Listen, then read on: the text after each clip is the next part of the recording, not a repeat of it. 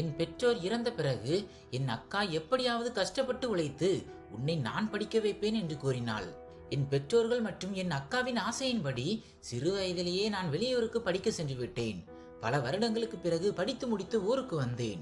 நள்ளிரவு 1 மணிக்கு என் வீட்டிற்கு வந்தபோது எனக்கு இருந்த ஒரே அக்கா எனக்காக காத்திருப்பாள் என்று எதிர்பார்த்தேன். ஆனால் நள்ளிரவு 1 மணி அளவில் என் வீட்டு கதவு பூட்டப்பட்டிருந்தது.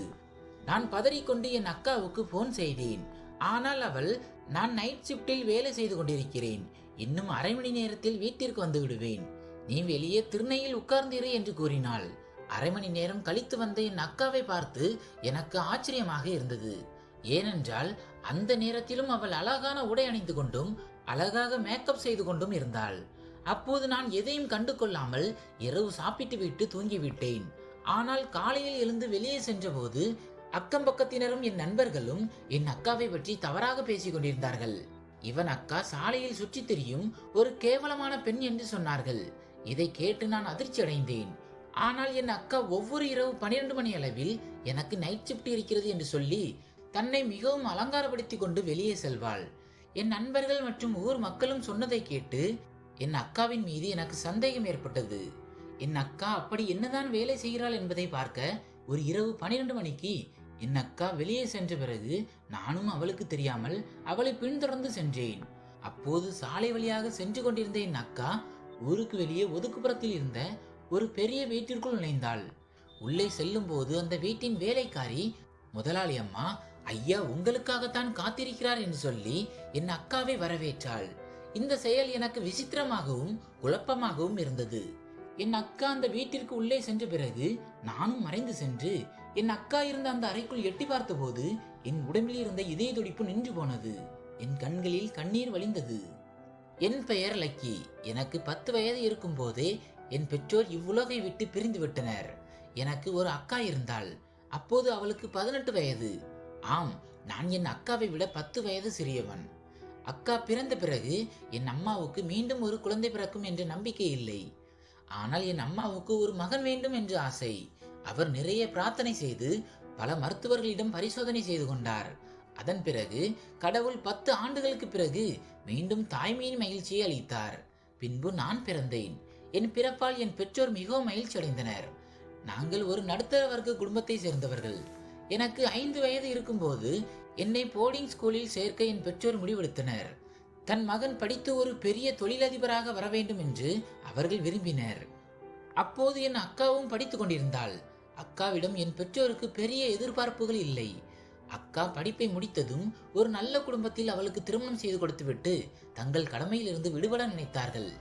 அவர்களின் பெரும்பாலான கனவுகள் மகன் மீதே இருந்தது. அதனால்தான் அவர்கள் என்னை பிரிந்து விடுதி பள்ளியில் சேர்த்தனர். நான் அங்கு ஹாஸ்டலில் தங்கி படித்து வந்தேன். இப்படியே வாழ்க்கை போய்கொண்டிருந்தது.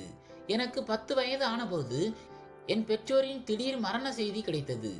என் மாமா என்னை ஹாஸ்டலில் இருந்து வீட்டுக்கு அழைத்து செல்ல வந்தார். வீட்டிற்கு வந்ததும் எங்கும் அழுகை சத்தமே கேட்டது.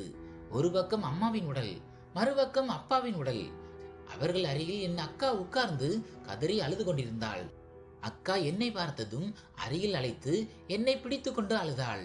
லக்கி, அம்மா அப்பா நம்மை விட்டு போய்விட்டார்கள். இனி உன்னை நான் எப்படி வளர்ப்பேன்?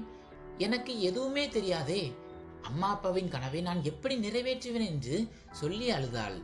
நீ படித்து பெரிய தொழிலதிபர் ஆக வேண்டும் என்று அவர்கள் விரும்பினார்கள். ஆனால் அவர்கள் இவ்வளவு சீக்கிரம் நம்மை விட்டு போய்விட்டார்களே. நாம் இருவரும் அனாதையாகி விட்டோம் லக்கி என்று அக்கா சொன்னாள். அக்காவை பார்த்து நானும் அழுதேன். என் பிஞ்சி கைகளால் அவளின் கண்ணீரை துடைத்தேன். என் பெற்றோருக்கு இறுதி சடங்குகள் செய்யப்பட்டன. உண்மையில் அவர்கள் ஒரு பைக் விபத்தில் உயிரிழந்தார்கள். அப்பா அம்மாவை அழைத்து கொண்டு தாத்தாவின் வீட்டிற்கு சென்றபோது நெடுஞ்சாலையில் பின்னால் வந்த ஒரு கார் அவர்கள் மீது மோதியது.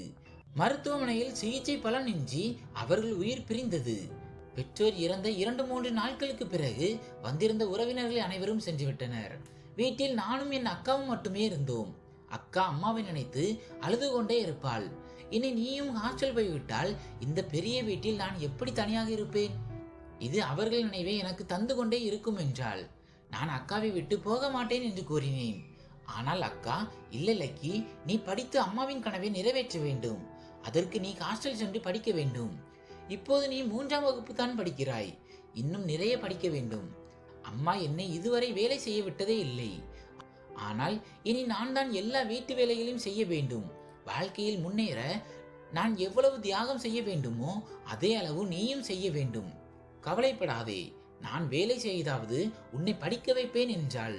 சில நாட்களுக்கு பிறகு அக்கா என்னை கட்டாயப்படுத்தி மீண்டும் ஹாஸ்டலுக்கு அனுப்பி வைத்தாள். என் பெற்றோர் உயிரோடு இருந்தபோது அக்காவுக்கு திருமணம் நிச்சயம் செய்திருந்தனர்.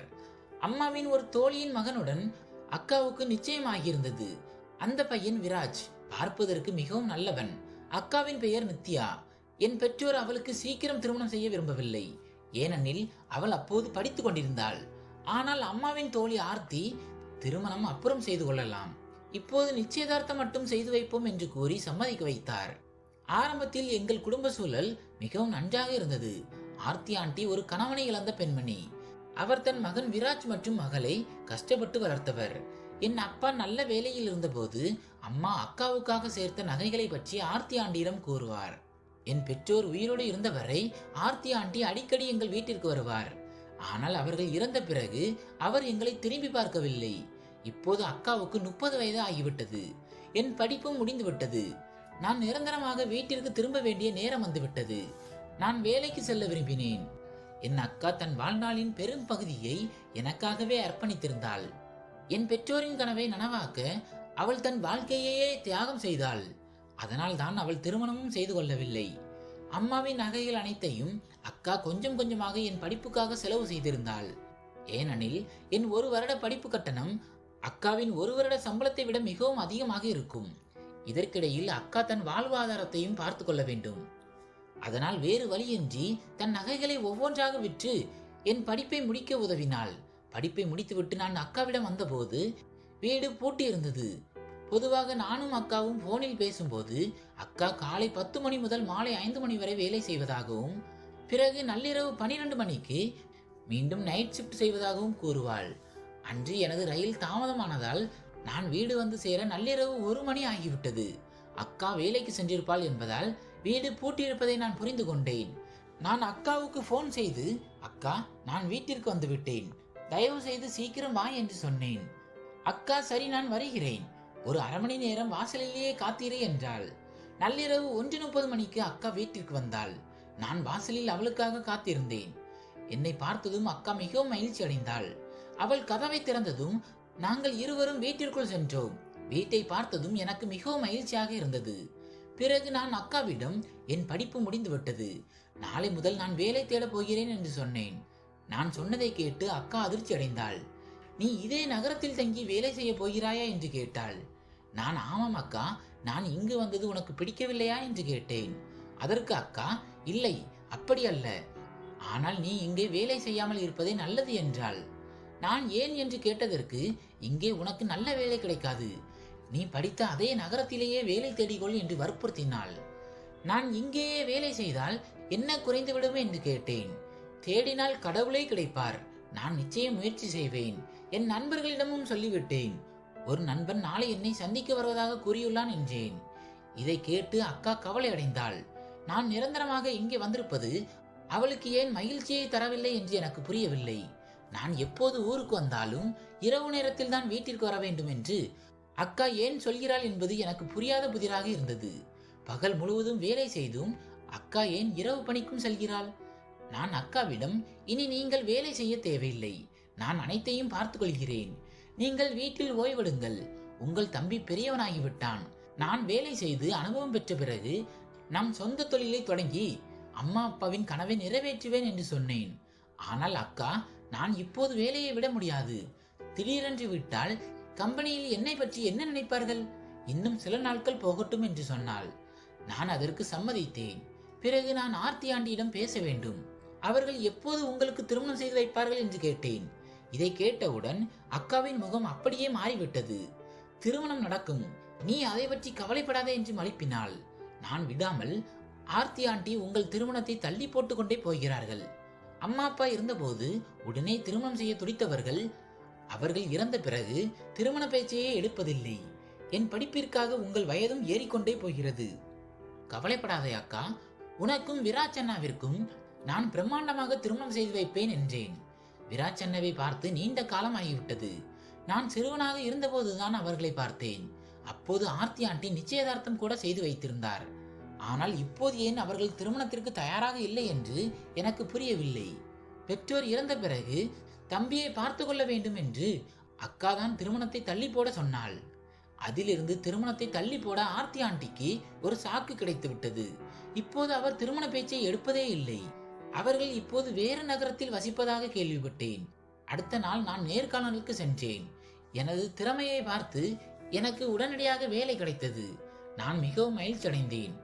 இந்த செய்தியை முதலில் அக்காவிடம் சொல்ல வேண்டும் என்று நினைத்து வீட்டிற்கு வந்தேன். ஆனால் அக்கா வேலைக்கு சென்றிருந்தாள்.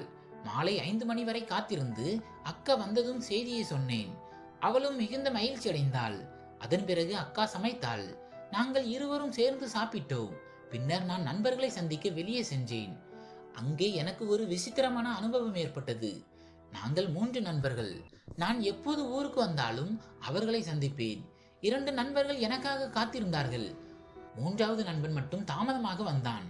அவன் வந்ததும் மற்ற இருவரிடமும் இவனுடன் எங்கே போகிறீர்கள் என்று கேட்டான். நாங்கள் அனைவரும் சேர்ந்து நூடுல்ஸ் சாப்பிட போகிறோம் என்றேன். அதை கேட்டு அவன் முகம் மாறியது. இவனை பற்றிய உண்மை தெரிந்துமா இவனுடன் பழகுகிறீர்கள் என்று கேட்டான். மற்ற 2 நண்பர்களும் தலை குனிந்தார்கள். நான் அதிர்ச்சியடைந்து என்ன உண்மை என்று கேட்டேன். அதற்கு அவர்கள், அவன் சொல்வது சரிதான் லக்கி, நாங்கள் உன்னோடு வர முடியாது. உன் அக்கா எப்படிப்பட்டவள் என்று அவளிடமே போய் கேள். இவ்வளவு கெட்டுப்போன அக்கா இருக்கும் ஒருவனுடன் நாங்கள் நட்பு வைக்க விரும்பவில்லை. நாங்கள் கௌரவமான குடும்பத்தில் பிறந்தவர்கள் என்று கூறிவிட்டு அங்கிருந்து சென்றனர். அவர்கள் ஏன் என் அக்காவை பற்றி இப்படி தவறாக பேசுகிறார்கள் என்று எனக்கு புரியாமல் திகைத்து நின்றேன். நான் குழப்பத்துடன் வீட்டிற்கு வந்தேன். அக்கா இரவு பணிக்கு செல்ல தயாராகி கொண்டிருந்தாள். அக்கா எப்போது இரவு வேலைக்கு சென்றாலும் அழகாக உடை அணிந்து அதிகப்படியான மேக்கப் செய்து கொண்டு செல்வதை நான் கவனித்தேன். நான் அவளையே கூர்ந்து கவனித்துக் கொண்டிருந்தேன். அவள் வேலைக்கு தான் செல்கிறாள் என்று தெரிந்தும், அக்கா இவ்வளவு நள்ளிரவில் எங்கே போகிறீர்கள் என்று கேட்டேன்.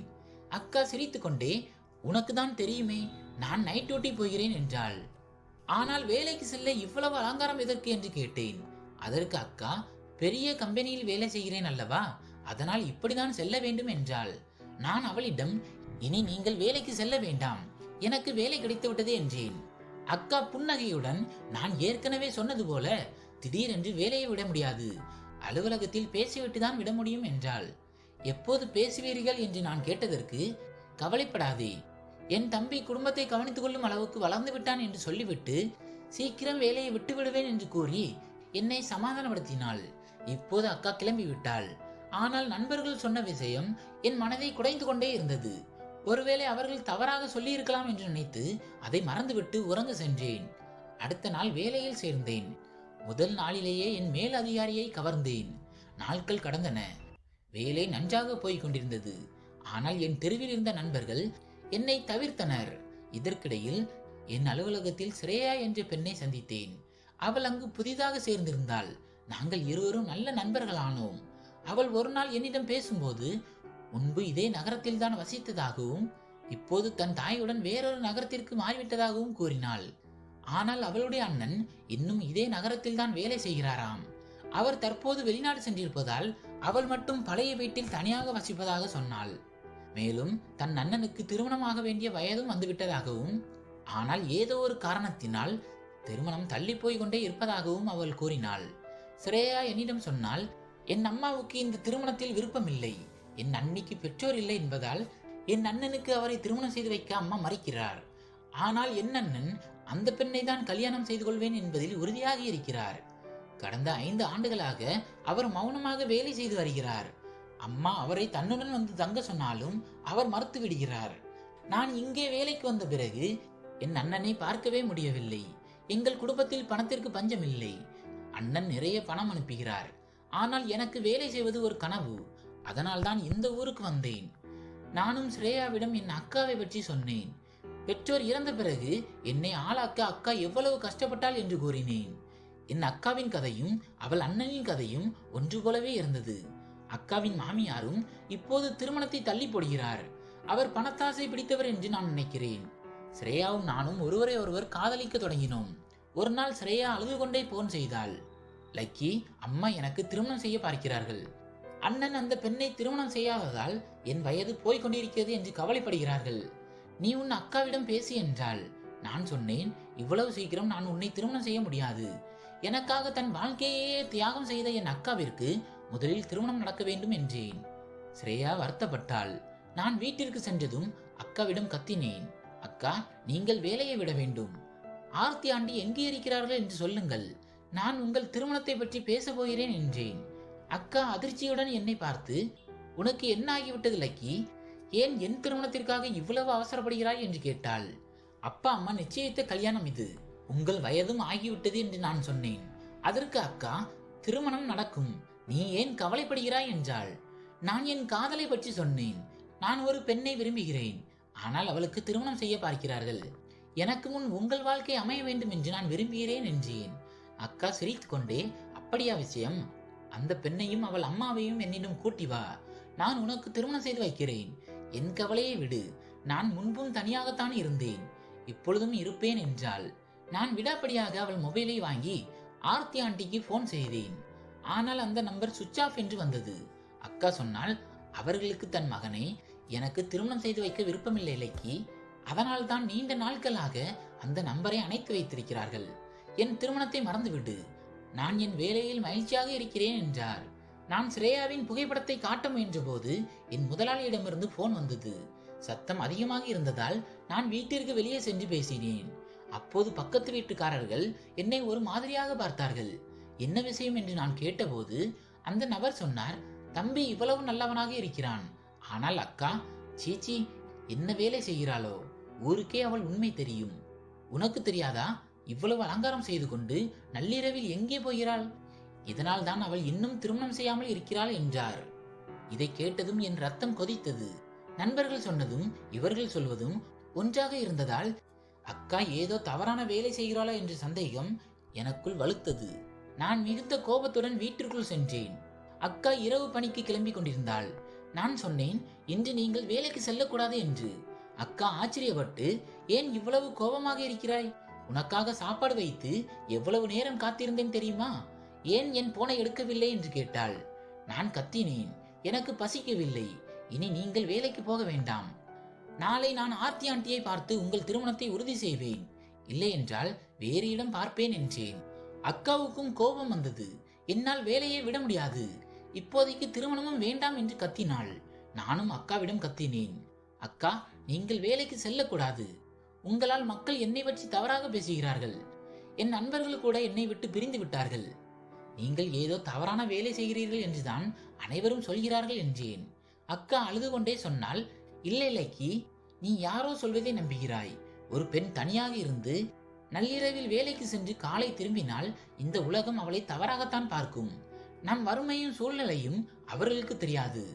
நான் எந்த தப்பும் செய்யவில்லை, என்னை நம்பு என்றாள். சரி, நான் உன்னை நம்புகிறேன். ஆனால் இந்த வேலையை உடனே விடு என்று நான் பிடிவாதம் பிடித்தேன். அக்கா வேலையை விட முடியாது என்று சொன்னதால் கோபத்தில், உனக்கு உன் தம்பியை விட வேலைதான் முக்கியம் என்றால் நான் வீட்டை விட்டு போகிறேன் என்று சொல்லிவிட்டு வெளியேறினேன். இரவு முழுவதும் நான் வெளியிலேயே சுற்றினேன். அக்கா பலமுறை போன் செய்து கெஞ்சினாள். காலை வீட்டிற்கு சென்றபோது அக்கா அழுது அழுது முகம் வீங்கி போயிருந்தது. இன்னும் ஒரு வாரத்தில் வேலையை விட்டு விடுகிறேன் என்று அக்கா என்னிடம் சத்தியம் செய்தாள். இன்னொரு பக்கம் ஸ்ரேயா தன் அம்மா ஊரிலிருந்து வந்திருப்பதாகவும் எங்களை சந்திக்க விரும்புவதாகவும் சொன்னாள். விராஜ் அண்ணாவை பற்றி எந்த தகவலும் இல்லாததால் நான் ஸ்ரேயாவை இழக்க விரும்பவில்லை. அக்காவிடம் சொன்னபோது அவள் ஸ்ரேயாவின் அம்மாவை சந்திக்க சம்மதித்தாள். அன்று நாங்கள் இருவரும் அலுவலகத்திற்கு விடுமுறை எடுத்தோம். வீட்டை எல்லாம் சுத்தம் செய்துவிட்டு பலகாரங்கள் தயார் செய்து ஸ்ரேயாவுக்காக காத்திருந்தோம். மதியம் 2 மணி அளவில் கதவு தட்டப்பட்டது. நான் கதவை திறந்தபோது அதிர்ச்சியில் உறைந்து போனேன். ஸ்ரேயாவுடன் வந்தது வேறு யாரும் அல்ல, ஆர்த்தி ஆண்டி தான். எங்களை பார்த்ததும் அவரும் அதிர்ச்சி அடைந்தார். ஆர்த்தி ஆண்டி ஸ்ரேயாவிடம், இந்த வீட்டிலா நீ சம்மதம் செய்ய விரும்புகிறாய் என்று கேட்டுவிட்டு என் அக்காவை பார்த்து, உன் வேலை என்னிடம் பழிக்கவில்லை என்றவுடன் உன் தம்பியை வைத்து என் மகனை வளைக்க பாய்க்கிறாயா என்று கேவலமாக பேசினார். அக்கா அவரை உட்கார சொன்னார். ஆனால் அவர், இந்த வீட்டு தண்ணீரை கூட நான் குடிக்க மாட்டேன். அன்று என் மகனுக்கு உன்னை நிச்சயம் செய்தது நான் செய்த பெரிய தவறு என்றார். ஆர்த்தி ஆண்டி தொடர்ந்து பேசினார். என் மகனுக்கும் உனக்கும் இருந்த உறவை நான் எப்போதோ முறித்து விட்டேன். என் மகனை இந்த வீட்டின் மருமகனாக்க நான் விரும்பவில்லை. உன் பெற்றோர் இறந்த பிறகு உங்கள் நிலைமை இவ்வளவு மோசமாகும் என்று நான் நினைக்கவில்லை. என் ஒரே மகனுக்கு ஒரு பெரிய பணக்கார வீட்டு பெண்ணை தான் திருமணம் செய்ய நினைத்தேன். இவ்வளவு வேலை செய்து செய்து தன் அழகையே தொலைத்து விட்டாள். இவளிடம் இப்போது ஒன்றுமே இல்லை. உங்கள் அம்மா சேர்த்து வைத்திருந்த நகைகளாவது இருந்திருந்தால் நான் யோசித்திருப்பேன். ஆனால் அதையும் இவள் உன் படிப்புக்காக விற்றுவிட்டாள். வெறும் கையோடு இருப்பவளை என் வீட்டு மருமகளாக்க முடியாது என்றார். இதை கேட்ட அக்கா கதறி அழுதாள். எனக்கும் கோபம் வந்தது. உங்களை போன்ற பேராசை பிடித்தவர்கள் வீட்டில் எனக்கும் சம்பந்தம் வேண்டாம். ஸ்ரேயா, உன் அம்மா ஒரு பணப்பிசாசு. நம் உறவு இத்துடன் முடிந்தது என்று நான் சொன்னேன். ஸ்ரேயா அழுது கொண்டே கெஞ்சினாள். ஆனால் ஆர்த்தி ஆண்டி அவளை கட்டாயப்படுத்தி இழுத்து சென்றார். நீ இந்த ஏரியாவுக்கு வந்ததால் ஏதோ ஒரு நல்ல பையனை பார்த்திருப்பாய் என்று நினைத்தேன். ஆனால் நான் வெறுக்கும் இதே வீட்டு பையனை நீ காதலிப்பாய் என்று நினைக்கவில்லை என்று கூறி அவளை அழைத்து சென்றார். அன்று இரவு நானும் அக்காவும் உணவருந்தாமல் நம் பெற்றோர் உயிருடன் இருந்திருந்தால் இந்த நிலைமை வந்திருக்காது என்று நினைத்து அழுது கொண்டே இருந்தோம். ரேயா எனக்கு தொடர்ந்து போன் செய்து கொண்டே இருந்தாள். நான் அவளது அழைப்பை தவிர்க்க மொபைலை அணைத்து விட்டேன். நள்ளிரவு 12 மணி ஆனது. அக்கா மீண்டும் வேலைக்கு செல்ல தயாராவதை கண்டு நான் தடுத்தேன். இனி நீங்கள் இரவு வேலைக்கு செல்லக்கூடாது என்று நான் கண்டிப்புடன் சொன்னேன். அக்கா என் கையை பிடித்து கொண்டு, சரி லக்கி, என் தம்பி இப்போது எங்களை காப்பாற்றும் அளவுக்கு வளர்ந்து விட்டான் என்று எனக்கு தெரியும். இதுவே என் வேலையின் கடைசி நாள் என்று நினைத்து இன்று ஒரு நாள் மட்டும் என்னை அனுமதி. நாளை முதல் நீ சொல்வதை கேட்கிறேன் என்று கெஞ்சினாள். நான் சம்மதித்தேன். ஆனால் அக்கா எங்கே போகிறாள் என்று தெரிந்து கொள்ள அவளுக்கு தெரியாமல் அவளை பின்தொடர்ந்தேன். அக்கா ஒரு பெரிய வீட்டிற்குள் சென்றாள். நானும் மறைந்து நின்றபடி உள்ளே சென்றேன். அங்கிருந்த வேலைக்காரி அக்காவை பார்த்ததும், வாருங்கள் முதலாளி அம்மா, ஐயா உங்களுக்காக காத்திருக்கிறார் என்றாள். அக்கா ஒரு அறைக்குள் சென்றாள். அங்கே ஒரு மனிதர் படுக்கையில் மிகவும் உடல்நலம் குன்றி படுத்திருந்தார். அக்கா அவருக்கு உணவு ஊட்டிவிட்டு மருந்துகளை கொடுத்தாள். பிறகு அக்கா அவரிடம் அழுது கொண்டே சொன்னாள், இன்றுதான் நான் உன்னை பார்க்க வரும் கடைசி நாள். லக்கி என்னை மிகவும் தவறாக நினைக்கிறான். இன்று உன் அம்மாவும் ஸ்ரேயாவும் எங்கள் வீட்டிற்கு வந்து எங்களை மிகவும் கேவலமாக பேசிவிட்டு சென்று விட்டார்கள். நம் உறவு முடிந்து விட்டதாக உன் அம்மா சொல்லிவிட்டார் என்று சொல்லிக் கொண்டிருந்தாள். இதை கேட்டு நான் அதிர்ச்சி அடைந்தேன். ஏனென்றால் அந்த படுக்கையில் இருந்தது வேறு யாரும் அல்ல, விராஜ் அண்ணாதான். விராஜ் அண்ணா மிகவும் பலவீனமாக இருந்தார். அவர் அக்காவிடம் சொன்னார், நித்யா, நான் குணமானதும் என் அம்மாவிடம் பேசுவேன். என் அம்மா பணத்தாசை பிடித்தவள் என்று எனக்கு தெரியும். நீ எனக்காக எவ்வளவு செய்திருக்கிறாய். நான் விபத்தில் சிக்கிய போது என் வேலையை பாதிப்படையாமல் பார்த்து கொண்டாய். என் பெயரில் நீ வேலை செய்து அந்த சம்பளத்தை என் வீட்டிற்கு அனுப்பி என் அம்மாவையும் தங்கையையும் கவனித்துக் கொண்டாய். எனக்காக உன் படிப்பையும் அழகையும் தொலைத்துவிட்டு இரவு பகலாக உழைக்கிறாய். ஊர் மக்கள் உன்னை தவறாக பேசுகிறார்கள். ஆனால் நீ எனக்காக செய்யும் இந்த சேவையை நான் ஒருபோதும் மறக்க மாட்டேன் என்றார். இதை மறைந்து நின்று கேட்டுக்கொண்டிருந்த என் கண்களில் கண்ணீர் வழிந்தது. என் அக்காவை நான் எவ்வளவு கேவலமாக நினைத்தேன். மக்கள் ஒரு பெண்ணை பற்றி எவ்வளவு எளிதாக பழி சுமத்தி விடுகிறார்கள் என்பது அப்போதுதான் எனக்கு புரிந்தது. நள்ளிரவில் வெளியே செல்லும் எல்லா பெண்களும் தவறானவர்கள் அல்ல. என் அக்காவை போல தியாகம் செய்பவர்களும் இருக்கிறார்கள். நான் சத்தம் இல்லாமல் வீட்டிற்கு திரும்பி வந்தேன். காலை 6 மணிக்கு அக்கா வந்தவுடன் நான் அவளை கட்டி பிடித்து கதறி அழுதேன். அக்கா, என்னை மன்னித்து விடு. நேற்று இரவு நான் உன்னை பின்தொடர்ந்து வந்தேன். நீ விராஜ் அண்ணாவை கவனித்துக் கொள்வதை நான் பார்த்து விட்டேன் என்றேன். அக்கா என்னை தேற்றினாள். விராஜ் அண்ணா ஒரு விபத்தில் சிக்கியதையும் ஆர்டி ஆண்டிக்கு தெரியாமல் அக்கா அவரை பராமரித்து வந்ததையும் விவரித்தாள். விராஜ் அண்ணா ஒரு கம்பெனியில் அசிஸ்டன்ட் மேனேஜராக இருந்தார். அவர் இல்லாத நேரத்தில் அக்கா அவர் பெயரிலேயே ரகசியமாக வேலை செய்து அந்த பணத்தை ஆர்த்தி ஆண்டிக்கு அனுப்பி வந்தாள். இப்படிதான் அவள் என் படிப்பிற்கும் பணத்தை அனுப்பி வந்தாள். தன் காதலுக்காகவும் தன் தம்பிக்காகவும் அக்கா ஒரு தெய்வத்தை போல உழைத்திருக்கிறாள். அக்கா தொடர்ந்து கூறினாள், விராஜ் தன் அம்மாவையும் தங்கையையும் விட்டு பிரிந்து தனியாக வாழ்ந்து வந்தான். ஆனால் அவர்களுக்கு தேவையான பணத்தை சம்பளமாக அனுப்பி வைப்பான். எனக்கும் அவ்வப்போது பண உதவி செய்வான். ஆனால் உன் படிப்பிற்கு அது போதுமானதாக இல்லை. அதனால் தான் நான் அலுவலகத்தில் நைட் ஷிப்ட் வேலை செய்ய தொடங்கினேன். பகலில் வேறொரு வேலையும் இரவில் அலுவலக வேலையும் செய்து உன்னை படிக்க வைத்தேன். விராஜ் தன் அம்மாவை எவ்வளவோ சமாதானப்படுத்த முயன்றான். ஆனால் அவர் கேட்கவில்லை. அதனால் நாங்கள் ரகசியமாக திருமணம் செய்து கொண்டோம். ஆனால் உன்னிடம் சொல்லவில்லை. அவன் ஒரு தொழிலை தொடங்க முயன்ற போது உனது வருகைக்கு 2 மாதங்களுக்கு முன்பு அவனுக்கு ஒரு பயங்கரமான கார் விபத்து ஏற்பட்டது. டாக்டர்கள் அவனை நன்றாக கவனிக்க சொன்னார்கள். தன் விபத்து செய்தி தெரிந்தால் தன் அம்மாவும் தங்கையும் கவலைப்படுவார்கள் என்பதால் அவன் வேலை விஷயமாக வெளிநாடு சென்றிருப்பதாக அவர்களிடம் பொய் சொன்னான். மருத்துவமனையில் இருந்து டிஸ்சார்ஜ் ஆன பிறகு அவன் தன் வீட்டிற்கு செல்லாமல் ஒரு நண்பனின் வீட்டில் தங்கினான். பகலில் அவனை கவனிக்க ஒரு வேலைக்காரியை வைத்திருந்தோம். இரவில் நான் அவனை பார்த்துக் கொள்வேன். விராஜிக்கு நான் அவருக்காக எல்லாவற்றையும் இழந்து கஷ்டப்பட்டு அவரை கவனிக்கிறேன் என்பது தெரிந்தால் அவர் மிகவும் கவலைப்படுவார் என்பதால் நான் அவரை கவனிக்க செல்லும் போது மிக அழகான உடை அணிந்து கொண்டும் மேக்கப் செய்து கொண்டும் செல்வேன். அவனுடைய வேலையை வேறு யாரும் பறித்து கொள்ளக்கூடாது என்பதற்காக நான் அவனது கம்பெனியில் அவனுக்கு பதில் வேலை செய்தேன். விராஜ் மேனேஜராக இருந்ததால் அவனது சம்பளம் எனக்கு கிடைத்தது. அதில் அவனது மருத்துவ செலவு, அவனது அம்மாவிற்கான பணம் மற்றும் உன் படிப்பு செலவு என அனைத்தையும் நான் கவனித்துக் கொண்டேன். ஆனால் ஆர்த்தி ஆண்டிக்கு நாங்கள் திருமணம் செய்து கொண்ட விஷயம் தெரியாது. என் கணவர் விராஜ் விரைவில் குணமடைந்து விடுவார். அக்கா சொன்னதை கேட்டு நான் வருந்தினேன். அக்கா, இனி நீங்கள் கவலைப்படாதீர்கள். பகலில் நீங்கள் வேலைக்கு செல்லுங்கள், இரவில் நான் விராஜ் அண்ணாவை கவனித்துக் கொள்கிறேன் என்றேன். நாங்கள் இருவரும் சேர்ந்து விராஜ் அண்ணாவை முழுமையாக குணப்படுத்தினோம். விராஜ் அண்ணா தன் அம்மாவிடம் அனைத்து உண்மைகளையும் சொன்னார். முதலில் அவர் கோபப்பட்டாலும் ஒரு நாள் அவரே ஸ்ரேயாவிற்கு என்னை திருமணம் செய்து வைக்க எங்கள் வீட்டிற்கே தேடி வந்தார். ஏனென்றால் ஸ்ரேயா என் மீதான காதலால் தற்கொலைக்கு முயற்சி செய்திருந்தாள். தன் அம்மாவால் தான் தன் அண்ணன் வாழ்க்கையும் பாதிக்கப்பட்டிருப்பதை அவள் உணர்ந்தாள். ஆர்த்தி ஆண்டி ஸ்ரேயாவையும் விராஜையும் மிகவும் நேசித்ததால் தன் பிடிவாதத்தை விட்டு இறங்கி வந்தார். அக்கா தன் மகனை எப்படி காப்பாற்றினாள் என்பதையும், விபத்தில் இருந்தபோது அவனது வேலையை காப்பாற்றி கொடுத்ததையும் அறிந்தபோது ஆர்த்தி ஆண்டியின் மனது மாறியது. அவர் நித்யாவை தன் மருமகளாக ஏற்றுக்கொண்டார்.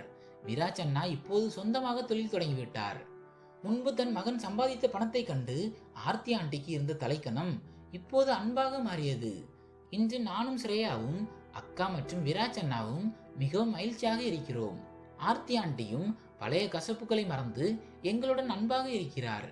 ஆனால் என் அக்கா மீது தவறான பழி சுமத்திய அந்த மக்களை நினைத்தால் எனக்கு வருத்தமாக இருக்கிறது. ஒரு பெண் நள்ளிரவில் வீட்டை விட்டு வெளியேறுகிறாள் என்றால் அதற்கு பின்னால் ஒரு பெரிய வலியும் தியாகமும் இருக்கலாம் என்பதை மக்கள் உணர வேண்டும். என் அக்கா தன் இளமையையும் கனவுகளையும் எனக்காகவும் தன் கணவருக்காகவும் தியாகம் செய்தாள். இன்று நான் ஒரு பெரிய வெற்றியாளனாக இருப்பதற்கு என் அக்கா மட்டுமே காரணம். என் பெற்றோரின் கனவை அவள் நிறைவேற்றினாள். என் அக்காவை போன்ற ஒரு சகோதரி அனைவருக்கும் கிடைக்க வேண்டும் என்று இறைவனை வேண்டுகிறேன். நண்பர்களே, இந்த கதை உங்களுக்கு பிடித்திருந்தால் வீடியோவை லைக் மற்றும் ஷேர் செய்யுங்கள். நமது சேனலை சப்ஸ்கிரைப் செய்து கொள்ளுங்கள். நன்றி.